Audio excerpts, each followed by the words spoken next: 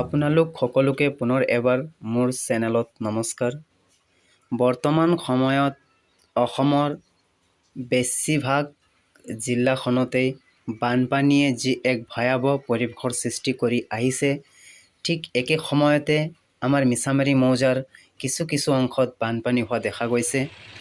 আজি মই আপোনালোকক এই ভিডিঅ'ত মিছামাৰীত থকা দুখনকৈ ডাঙৰ নদী বুলি ক'লে ভুল নহ'ব, গাভৰু নদী আৰু বেলশ্ৰী নদী, সেই দুখন নদীৰে মই কিছু অংশ আপোনালোকক দেখাবলৈ গৈ আছোঁ। আপোনালোকে ভিডিঅ'টো শেষলৈকে চাওক।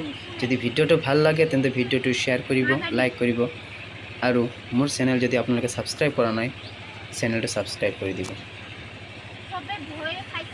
এয়া আপোনালোকে দেখা পাইছে গাভৰু নদীৰ দৃশ্য।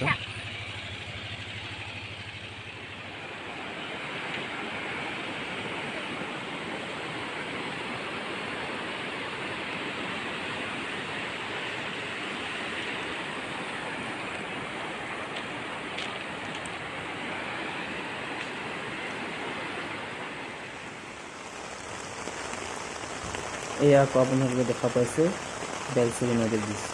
চাওক, য'লৈকে চাই অকল পানীয়ে পানী দেখা পাব। পথাৰ আৰু নদী একে হৈ পৰিছে।